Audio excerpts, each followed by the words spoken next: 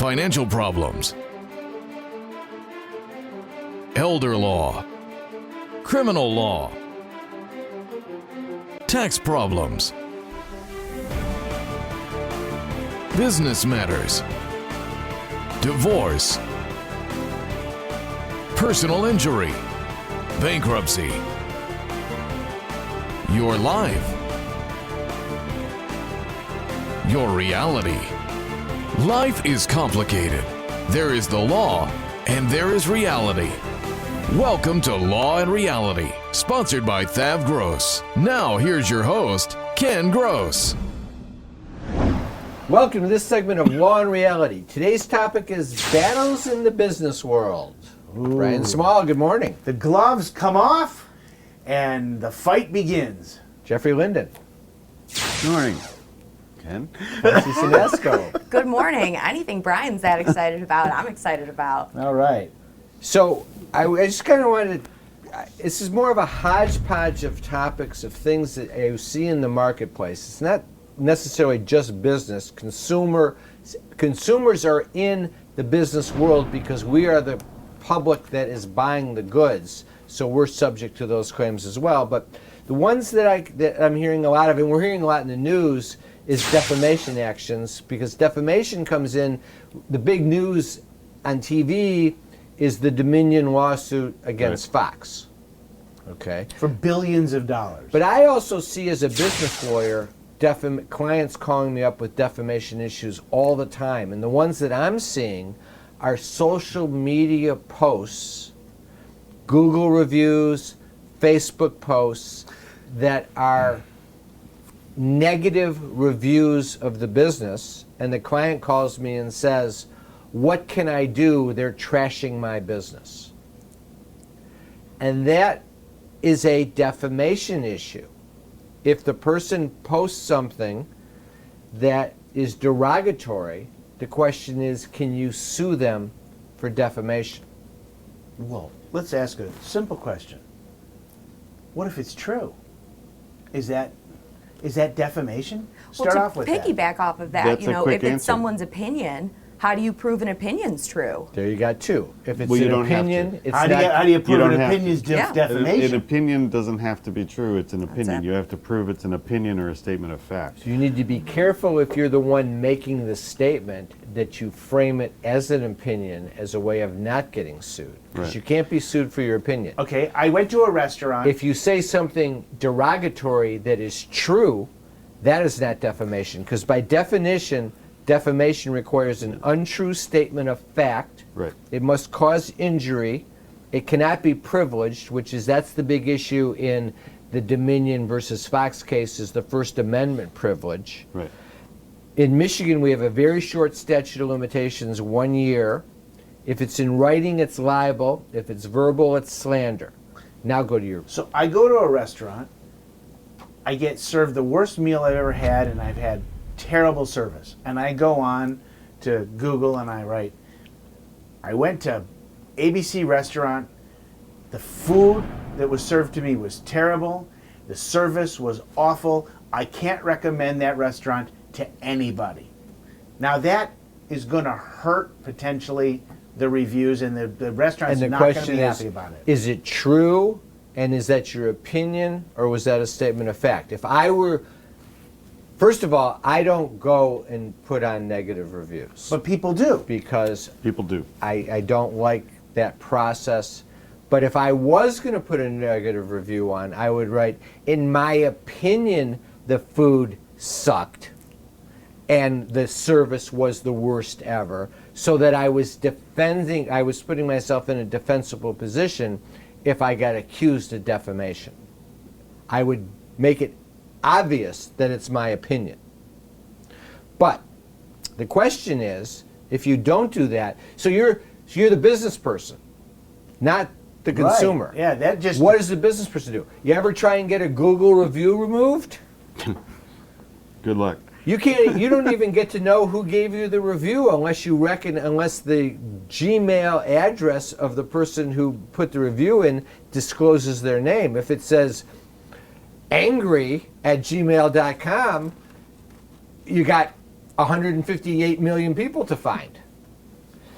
You can complain to Google, and what do? Nothing.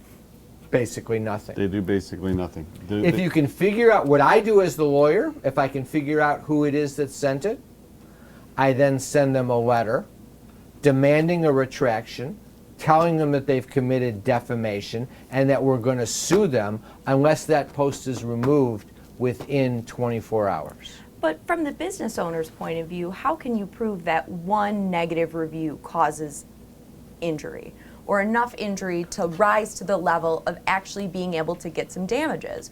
You know, is this a good question. one Facebook review being posted by one anonymous person, or is it, you know, a Google review written by the President of the United States saying this is the worst restaurant in the world, in my opinion? well, the The difficulty. answer is you can't. You can't. What about a restaurant But- reviewer? Oh wait. You get the letter from me.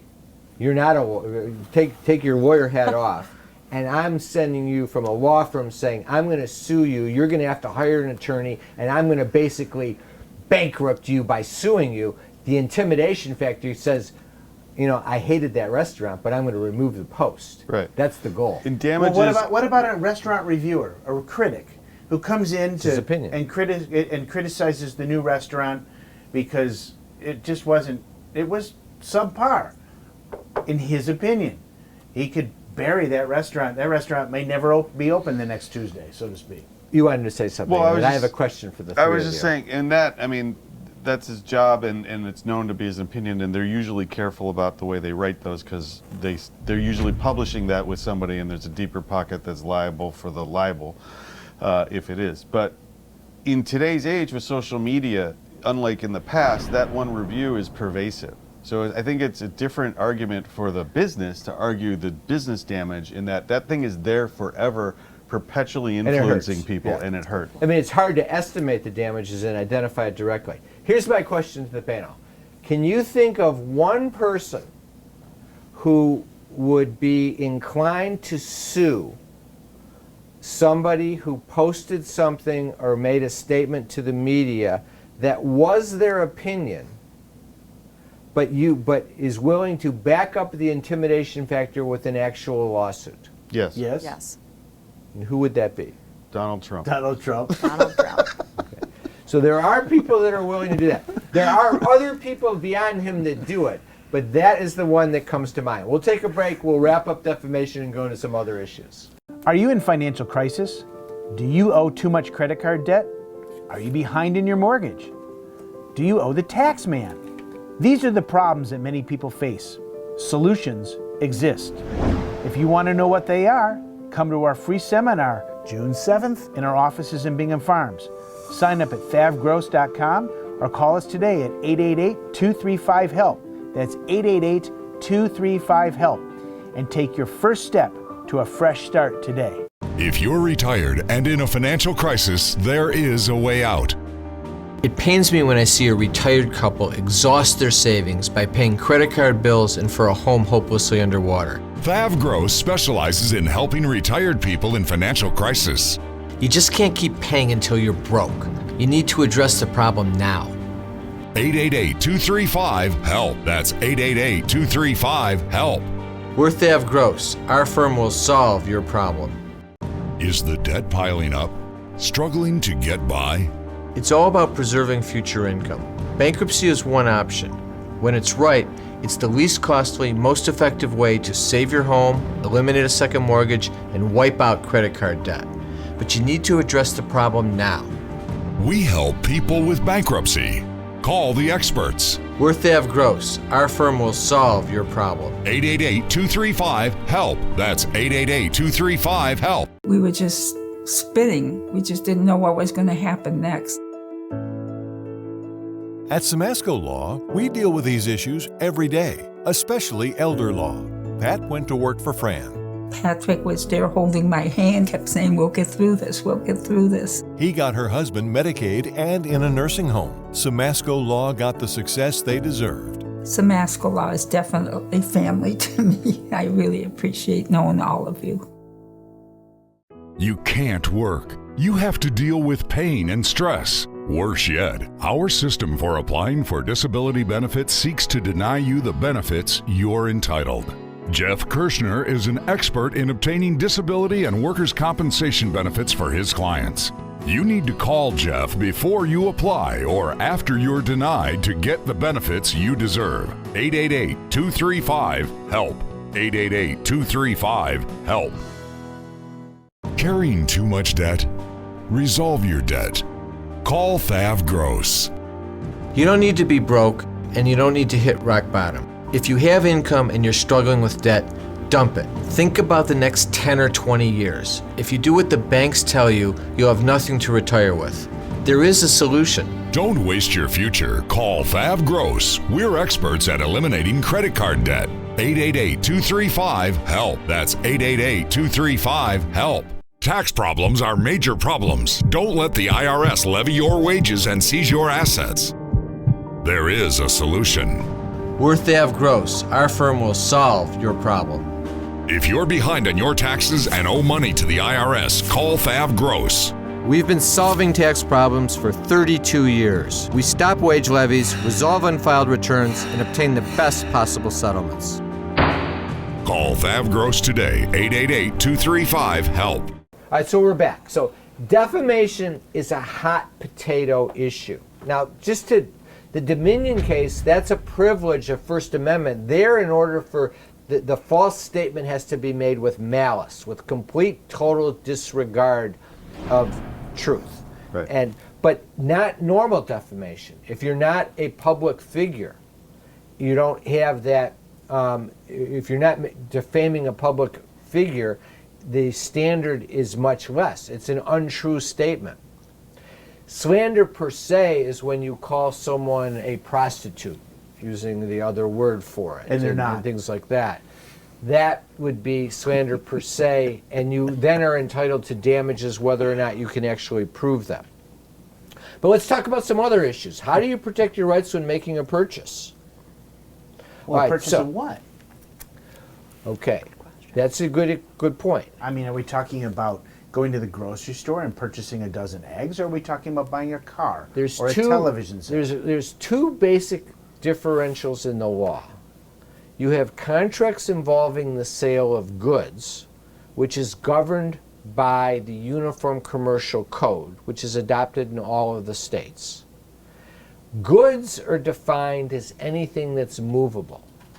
So the law with regard to food items, which is a movable item, it's a perishable good, but it's a movable item, cars, pens, books, those are all governed by the Uniform Commercial Code, which supplements the common law. Contracts involving services, like if you hire Brian Small for debt consultation or budget suggestion, budget Or an estate plan. management, or an estate plan, that's a service. That's governed by the common law of contracts, but it's not subject to the Uniform Commercial Code because you're not providing a good. What you're providing is good, but it is a service. Okay, so you run into that issue. What law governs? You also have, this issue always comes up. Does a contract have to be in writing? No.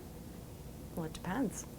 Well, it does depend, but it doesn't have to be in writing unless it are certain types of contracts due I to was be going to say, enforceable. isn't there that little statute of frauds thing that says it has to be in writing, but it has to do with certain types of contracts? Certain kind of contracts have to be, in order to be enforce the enforced, contract, right. you need a writing. Anything involving an interest in real estate requires a writing. Contracts for the sale of goods, price of $1,000 or more, requires a writing. A guarantee or a suretyship, which is a contract to answer for the duty of another person.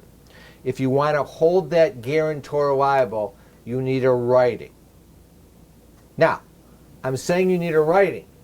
How do you satisfy the statute of frauds? Do you need this formal, beautiful document that says contract with all this 10-point font at the end, everybody signs it? Nope. What do you need? Pen and a napkin. A writing signed by the party to be charged. The person you're trying to sue to enforce the contract against, you need some kind of writing. What's a writing? A pen and a napkin. That was the lawsuit with Bo Yes. and Yeah. Tom Monahan on the napkins. Right. Okay, and Bo was able to sue on that, and I think they settled the case, but that was what the basis of the contract was. I have an example. Going back to my engagement when I got married, furniture shopping. Irving's Furniture, long out of business. I'm buying that. We're buying the Horse and buggy bedroom, days, folks. Horse and buggy. the bedroom set for our first apartment. Icebox. I'm in law school. Icebox. Ooh, icebox. You were buying an icebox? I was buying a bedroom set. Oh, okay. Okay. And we were going for our first bedroom set to move into our apartment. I go in, and I'm in law school. I haven't graduated. I go in, we find the right bedroom set, we go through, we pick it out, and he's writing up the whole receipt, and he writes up the whole receipt, and then he hands me the receipt. And I'm sitting there saying, I don't have anything in writing. They didn't sign anything. I'm saying this to myself. And so I say to him, kind of sheepishly, I say, which I know would be shocking to you. I say to him, would it be a problem if you just signed the receipt? And he goes to me, why would I need to do that? You have the receipt. And I said to him, well, you know, I'm going to law school. I'm going to be a lawyer. There's this thing called the statute of frauds. This is a contract. In those days, contract for sale goods over $350 required a writing. So I said, I really need a writing in order for this to be enforceable, and if I didn't get it, I would feel like I'm not getting my money's worth out of my education. All this justification to ask the guy to sign the contract. So he goes and he signs it, and he hands it to me, and he's actually annoyed. So I'm walking out, and I whisper to my wife, you know, jerk, not in those exact words. Time for delivery of the furniture, nothing. No bedroom set. Call. It's back ordered. Call. It's back ordered. We're getting very nervous about it. Finally, I put the lawyer hat on and I send him a letter saying, we have a contract.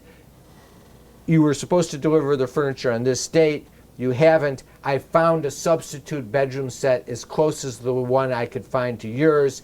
It's $4,000 more than the $2,500 bedroom set I was buying from you. I'm going to buy it and sue you for the difference unless I get my bedroom set. And I sent it to him by certified mail, and I think fax, because I don't think we even had email back in 1980. No, we didn't. He gets the letter. He calls me up, and he says, we will deliver a temporary bedroom set to you tomorrow, and we'll have your bedroom set within 4 weeks. I get the temporary the following day. 4 weeks later, I get the final bedroom set delivered. The salesperson's actually there with the delivery. We'll take a break, and I'll give you the epilogue. Is the debt piling up? Struggling to get by? It's all about preserving future income. Bankruptcy is one option. When it's right, it's the least costly, most effective way to save your home, eliminate a second mortgage, and wipe out credit card debt. But you need to address the problem now. We help people with bankruptcy. Call the experts. We're THAV GROSS. Our firm will solve your problem. 888-235-HELP. That's 888-235-HELP. Tax problems are major problems. Don't let the IRS levy your wages and seize your assets. There is a solution. We're THAV GROSS. Our firm will solve your problem. If you're behind on your taxes and owe money to the IRS, call THAV GROSS. We've been solving tax problems for 32 years. We stop wage levies, resolve unfiled returns, and obtain the best possible settlements. Call THAV GROSS today, 888-235-HELP. Time for announcements. We have a free seminar coming up Wednesday, June 7th, 6 to 7:30 p.m., The Debt-Free Feeling. This is about how good you feel. It's actually an endorphin that once you become debt-free, your life takes a different perspective, and the seminar focuses on how to accomplish that, how to become debt-free, how to reposition yourself to save for retirement, solutions using bankruptcy, solutions outside of bankruptcy. The key is getting rid of the debt. Attendees receive a free copy of my book, Dump Your Debt, call 888-235-HELP. That's 888-235-HELP, or register online at lawandreality.com. Remember, you can always come in for a free consultation. Just call 888-235-HELP or go online and sign up. Debt issues, tax issues, estate planning issues, business issues, elder law issues with Pat, disability issues with Jeff. Sign up at lawandreality.com or call 888-235-HELP. That's 888-235-4357. Also, go online to our website to get our free reports. Resolving Tax Problems, The Real Solutions. Bankruptcy, Is It Right for Me? How to Save Your Home from Foreclosure. Business Formations, Loans and Grants for Small Businesses in Detroit and Michigan. And the Retiree's Guide to Social Security. I want to thank our sponsors, THAV GROSS, Samasco Law, Kirshner Law. Now back to the show. Carrying too much debt? Resolve your debt. Call THAV GROSS.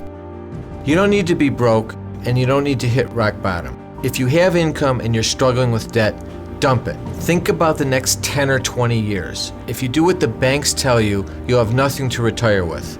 There is a solution. Don't waste your future. Call THAV GROSS. We're experts at eliminating credit card debt. 888-235-HELP. That's 888-235-HELP. Pat was recommended by a friend who insisted that we really needed a trust. And he said, I know somebody who will do a good job for you. At Samasco Law, we deal with estate planning and trusts every day. We had excellent service from Samasco Law. Any questions we had were addressed. Our estate is in order and it had been set up so well that nothing needed to be done. I would just highly recommend Samasco Law. If you're retired and in a financial crisis, there is a way out. It pains me when I see a retired couple exhaust their savings by paying credit card bills and for a home hopelessly underwater. THAV GROSS specializes in helping retired people in financial crisis. You just can't keep paying until you're broke. You need to address the problem now.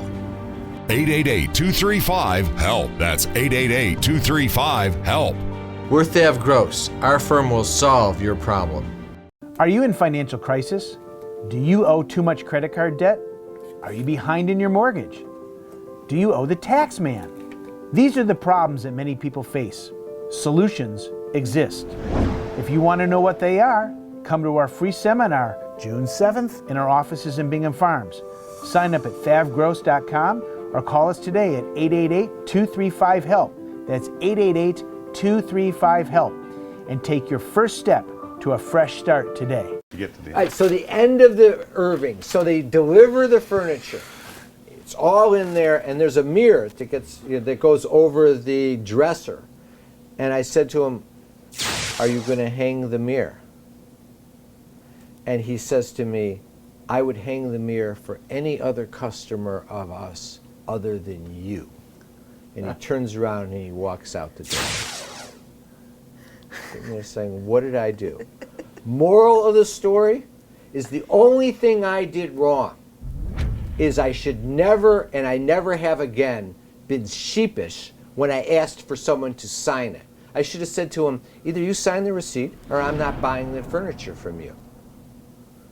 And if the guy doesn't want to sign the receipt, that's another lesson to be learned. You shouldn't even bother with him. Go find someone else to buy your furniture from. Well, and the reality is today, in most furniture stores that you're going to go into, you're going to get a full-blown contract when you purchase anything, regardless. If you're buying it on an installment basis, like, but I don't know. I had an art van purchase just before they went out of business, and I bought that contract for the maintenance, and then they went out of business. But that contract said if they went out, because that was with a credit card company who backs that contract up, I got all the money back on it.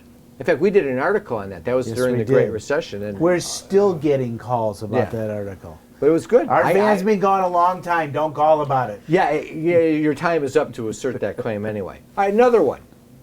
Fraud. Okay. The other day, Jerry calls me up and says, this guy tried to sell me this BS software product. He wanted $5,000 for it. He was promising me he could predict the stock market with 80% accuracy. So, client calls me up and he's saying to me, can I sue him for fraud? My response is, did you buy the product? Jerry says, no, of course not. It was obviously that. How could he predict it? I wouldn't fall for a story like that. So the answer is no, you can't sue him for fraud because there's 5 things that have to happen to sue someone for fraud.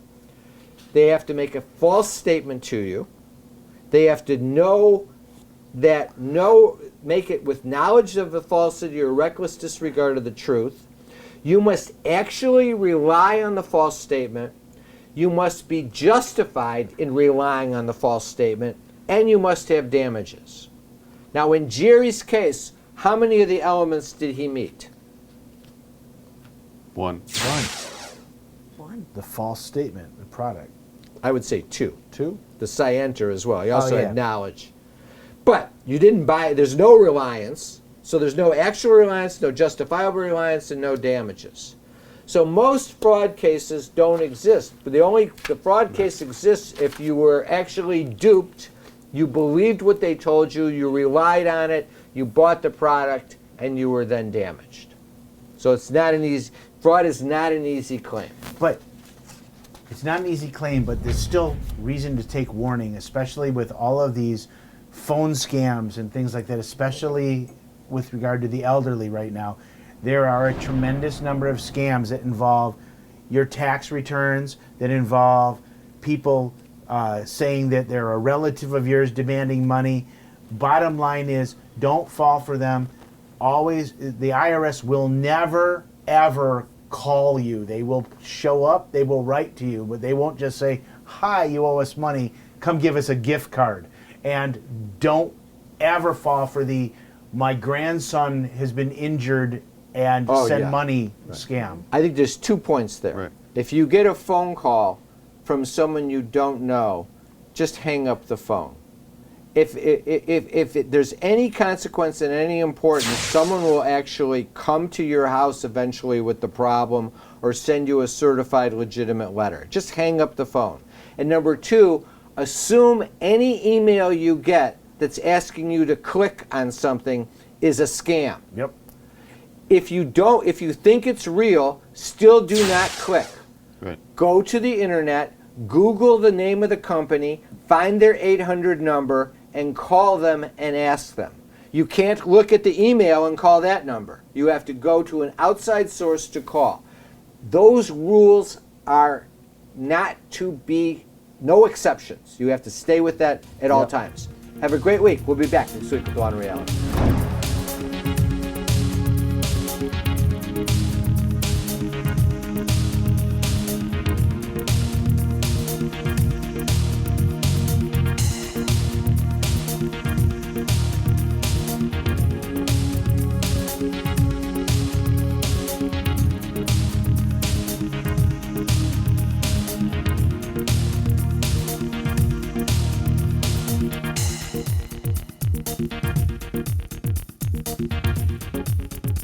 Thank you.